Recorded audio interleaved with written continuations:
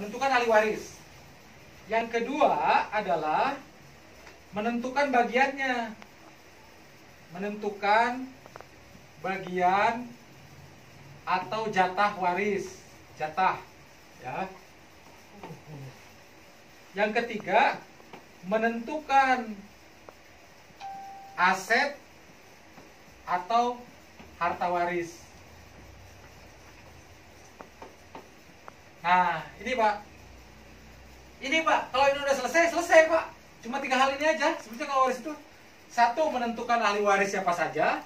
Yang kedua, menentukan bagian atau jatah waris. Yang ketiga, menentukan aset atau harta warisnya. Nah, saya sebagai pihak yang memberikan penjelasan ini sebetulnya bisa maksimal di 2 poin ini nih Pak. 1, 2. Ini tugas saya mutlak.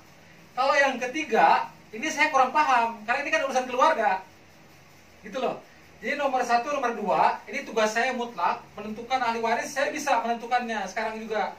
Menentukan bagian jatah waris masing-masing ahli waris itu, ini tugas saya. Tapi poin nomor 3, saya sifatnya membantu saja. Kenapa? Karena menentukan aset atau harta waris kan saya tidak tahu apa-apa. Yang tahu kan keluarga itu. Paling nanti saya hanya memberikan penjelasan-penjelasan tambahan gitu. Tapi tetap poin nomor 3 ini yang paling tahu adalah keluarga. Gitu. Ya. Oke, 3 hal ini. Nah, begini Pak. Pertama, ahli waris itu yang perlu dipahami adalah dia itu harus orang yang masih hidup ketika almarhum ini wafat. Jadi ini yang pertama nih syarat mutlaknya ya. Ini syarat mutlak ini, ahli waris itu masih hidup saat almarhum wafat. Nah, ini penting nih Pak. Poin ini penting. Jadi ahli waris itu dia harus masih hidup saat almarhum wafat. Saya beri contoh begini. Saya beri contoh ya. Karena ini penting dijelaskan. Karena kasusnya sekarang banyak yang bagikan warisan itu lama setelah orangnya meninggal. Contoh begini. Tadi saya beri contoh Pak Ahmad ya. Pak Ahmad misalnya meninggal tahun 2010. Ya kan Pak? Ini kan nggak langsung dibagiin warisannya. Nanti baru dibagikan warisan tahun 2020 Pak. Warisan dibagikan tahun 2020.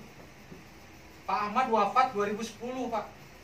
Warisan Pak Ahmad baru dibagiin tahun 2020. Artinya 10 tahun kemudian Pak. 10 tahun. Ini 10 tahun yang lalu Pak Ahmad baru meninggal, sudah meninggal. Ini baru hari ini baru mau dibagikan. Artinya kan ini lama, jarak dari sini ke sini. Ini 10 tahun nih. Jeda waktunya. Nah, persoalannya adalah 10 tahun dari sini ke sini, mungkin ada ahli waris yang meninggal di tahun-tahun di sini.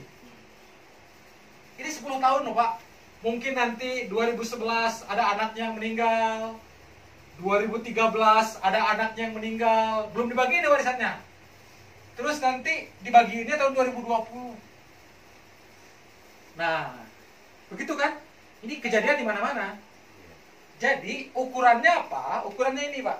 Yang disebut ahli waris adalah ahli waris itu adalah orang yang masih hidup saat almarhum wafat. Ya. Jadi kalau ada, meskipun dia anaknya, tapi kalau dia sudah meninggal sebelum, misalkan gini nih, Pak Ahmad ini wafat ya 2010. Pak Ahmad ini misalkan punya anak 5. Misalkan anak 5, si A, B, C, D, E. Ya. Si A meninggalnya 2009. Ini meninggal 2012, si D. Maka Pak, kalau ini dibagikan 2020 Pak, ya, yang menjadi ahli waris adalah si B, si C, si D, si E. Nih, kenapa? Karena si A tidak masuk jadi ahli waris. Kenapa tidak masuk? Karena si A meninggal 2009 Pak. Ini 2010. Ini ceritanya kita akan membagikan harta Pak Ahmad. Jadi ceritanya kita akan membagikan harta Pak Ahmad yang wafat 2010. Ini si A meninggal 2009. Artinya ketika si A meninggal, Pak Ahmad masih hidup nggak? Masih hidup. Masih hidup. Justru Pak Ahmad yang termasuk ahli waris dari si A. Jadi nanti kalau si A kalau dibagikan harta warisan si A, ini Pak Ahmad kebagian Pak. Pak Ahmad kebagian. Ingat Pak, warisan itu bukan dari atas ke bawah saja. Bukan hanya orang tua ke anak, bukan. Termasuk anak ke orang tua. Bisa Pak. Itulah kejadian kalau misalnya ada orang yang meninggal dalam keadaan masih bujangan Pak. Atau masih gadis. Misalkan ada orang bujangan. Dia belum punya istri, anak apalagi. Tapi hartanya banyak, meninggal. Pertanyaannya, itu buat siapa itu harta warisannya? Istri belum punya, anak belum punya. Maka pertama, cek dulu, cross check orang tuanya. Ada nggak ayah dan ibunya? Kalau ada ayah dan ibunya, selesai Pak. Ayah dan ibunya. Kecuali kalau nanti ternyata ayahnya nggak ada Pak, ayahnya udah meninggal, ibunya ada. Cek dia punya saudara atau enggak. Apakah adiknya, kakaknya, abangnya, kalau kata orang Sunda namanya lancetna, raina, di cross check gitu. Tapi yang pertama yang mutlak adalah, jadi kalau kasus kayak gini Pak, si A ini boleh laki-laki boleh perempuan, sama aja. 2009 dia meninggal, Pak Ahmad 2010. Kalau kita mau membagikan harta warisan Pak Ahmad, maka ini udah nggak dihitung Pak.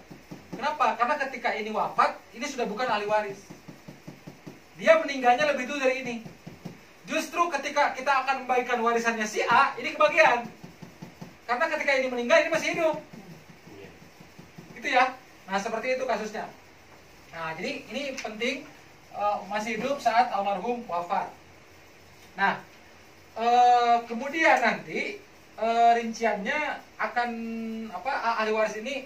Jadi prinsipnya begini Pak. Prinsipnya menentukan ahli waris itu Pak, bukan pada saat warisan dibagikan, bukan. Tapi pada kondisi pada saat almarhum wafat. Kenapa? Karena kalau begini Pak, kalau melihat kondisi saat warisan dibagikan, contoh, ini kan meninggal 2010, ini meninggal 2020. Bayangin Pak, ini anaknya 2012 ada yang meninggal kan? Berarti kalau meninggal 2020 Pak, si D aja udah nggak ada. Si D. Kalau kita melihat 2020 berarti si D yang kebagian dong. Orang yang udah meninggal. 2020, padahal tidak boleh Pak. Tetap kalau dihitung 2020, si D masih kebagian nggak? Masih, harus dihitung. Kenapa? Karena si D ini pada saat Pak Ahmad wafat masih hidup. Pada saat Pak Ahmad wafat masih hidup. Dia kan meninggalnya baru 2 tahun setelahnya. Ini 2010, ini 2012. Warisan dibagikan 2020. Jadi maksud saya, menentukan ahli waris itu adalah melihat kondisi pada saat almarhum wafat. Bukan pada saat warisan dibagikan. Karena kalau pada saat warisan dibagikan, si D udah nggak ada. 2012 dia meninggal. Tapi saat ini masih ada, 2010. Nah, itulah sebabnya. Sebetulnya warisan itu idealnya dibagikan itu tidak lama. Jadi gini, dalam Islam itu setelah si almarhum itu wafat, detik itu wafat, detik itu juga haknya berpindah ke ahli warisnya. Gitu. Sebetulnya tanpa keluarga ngumpul-ngumpul sekalipun, hak waris itu udah otomatis mutlak. Udah melekat. Cuma fungsi keluarga ngumpul-ngumpul begitu itu, riungan keluarga itu tujuannya adalah untuk memperjelas. Untuk memperjelas posisinya, statusnya begitu. Tanpa riungan keluarga sekalipun, hak waris itu mutlak melekat pada ahli waris. Otomatis berpindah ketika orang itu meninggal gitu. Baik, nah seperti itu ya kasusnya. Saya akan bahas singkat saja mengenai nah kalau ini menentukan bagian, kalau menentukan bagian atau jatah waris ini aturannya agak panjang, agak rumit. Jadi saya akan langsung ke kasusnya karena ini aturannya banyak Pak. Misalnya jika si istri dapat berapa kalau suami meninggal, itu kan dilihat nanti dia punya anak atau tidak, kan itu panjang. Jadi saya akan langsung ke kasus.